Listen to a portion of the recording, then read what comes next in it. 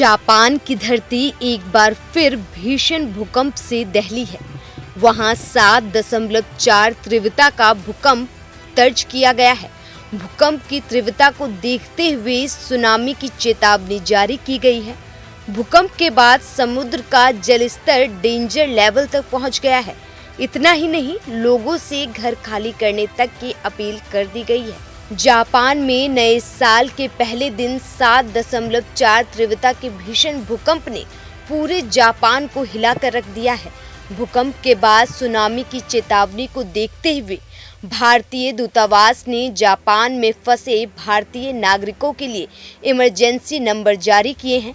इसके अलावा दूतावास ने एक इमरजेंसी कंट्रोल रूम भी स्थापित कर दिया है। दूतावास ने सोशल मीडिया प्लेटफॉर्म एक्स पर अपनी एक पोस्ट में कहा, दूतावास ने 1 जनवरी 2024 को आए भूकंप और सुनामी के संबंध में किसी से भी संपर्क करने के लिए एक इमरजेंसी कंट्रोल रूम स्थापित किया है। किसी भी सहायता के लिए इन इमरजेंसी नंबर्स और ईमेल आईडी पर संपर्क किया जा सकता है।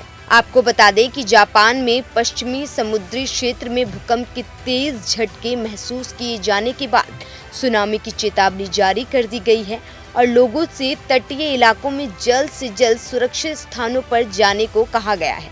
जापान मौसम वैज्ञानिक एजेंसी ने स्थानीय समय अनुसार शाम 4 बजे इशिकावा के समुद्री तटों और आसपास के प्रांतों में भूकंप आने की सूचना दी, जिनमें से एक की शुरुआती तीव्रता 7.4 मापी गई है।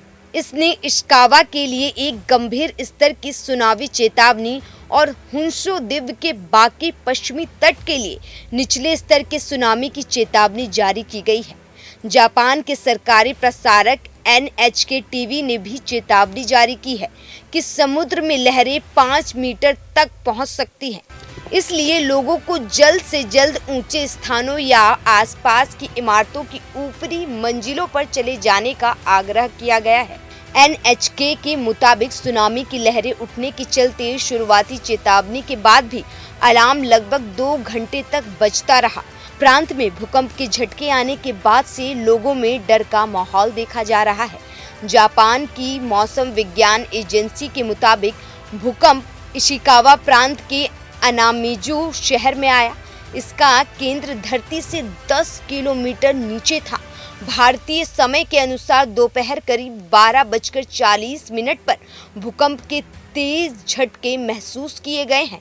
इसके 8 मिनट बाद ही 6.2 तीव्रता का पहला ऑफर शॉक रिकॉर्ड किया गया। इसके बाद 5.2 तीव्रता का दूसरा और अब कुल मिलाकर 42 आफ्टर शॉक आए हैं। सभी की तीव्रता 3.4 से 4.6 के बीच रही है।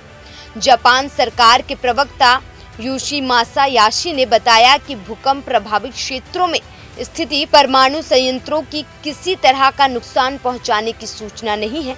उन्होंने तटीय इलाकों में रहने वाले लोगों से जल्द सुरक्षित स्थानों पर जाने की अपील करते हुए कहा, हर 1 मिनट अहम है, कृपया तुरंत सुरक्षित स्थानों पर चले जाएं।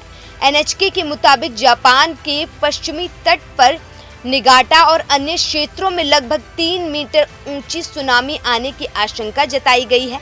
इसके अनुसार समुद्री तट पर कम ऊंचाई की सुनामी की लहरें पहले ही दर्ज की गई हैं। भूकंप के कारण नुकसान की भी सूचना है। जापान की मीडिया के द्वारा प्रसारित वीडियो में वाजिमा शहर के एक इलाके में धुआं उठता हुआ दिखाई दे सकता है। एक अन्य इलाके में एक घर ढह गया। NHK के मुताबिक प्रभावित क्षेत्र में बुलेट ट्रेन का परिचालन रोक दिया गया है। इसके मुताबिक राजमार्ग के कुछ हिस्सों को बंद भी कर दिया गया है और कई जगह पर पानी की पाइपलाइन टूट जाने की भी सूचना है। मीडिया की खबरों के मुताबिक भूकंप के कारण कई जगहों पर चौड़ी दरारें भी आई हैं। मौसम विभाग एजेंसी ने प्रेस वार्ता में कहा कि अगले सप्ताह, खासकर अगले 2 या 3 दिनों में इस क्षेत्र में और बड़े भूकंप आ सकते हैं। जापान के उत्तरी हिस्से में स्थित होक्काइडो द्वीप के अलावा उत्तर कोरिया और रूस के कुछ हिस्सों में भी समुद्र में 1 मीटर ऊंची लहरें उठने की चेतावनी जारी की गई है। रूस के अधिकारियों ने सखलिन द्वीप के लिए सुनामी की चेतावनी जारी की है। वहीं दक्षिण कोरिया में मौसम एजेंसी ने कुछ पूर्वी तटीय शहरों के निवासियों से समुद्र के स्तर में संभावित बदलावों पर नजर रखने का आग्रह किया है। प्रधानमंत्री फूमिया किशिदा ने कहा कि सरकार ने भूकंप और सुनामी के बारे में जानकारी इकट्ठा करने के लिए एक विशेष आपातकालीन केंद्र स्थापित किया है। आपको बता दें कि जापान में मार्च 2011 में 9 तीव्रता वाले भूकंप के कारण जबरदस्त सुनामी आई थी। तब उठी सुनामी की लहरों ने फुकुशिमा न्यूक्लियर प्लांट को तबाह कर दिया था। इससे पर्यावरण को भी काफी नुकसान हुआ था। इसे पर्यावरण को नुकसान के लिहाज से भी बड़ी घटना मानी जा रही थी। तब समुद्र में उठी 10 मीटर ऊंची लहरों ने कई शहरों को तबाह कर दिया था। इसमें करीब 16,000 लोगों की मौतें हो गई थी। ब्यूरो रिपोर्ट, दैनिक हिंद।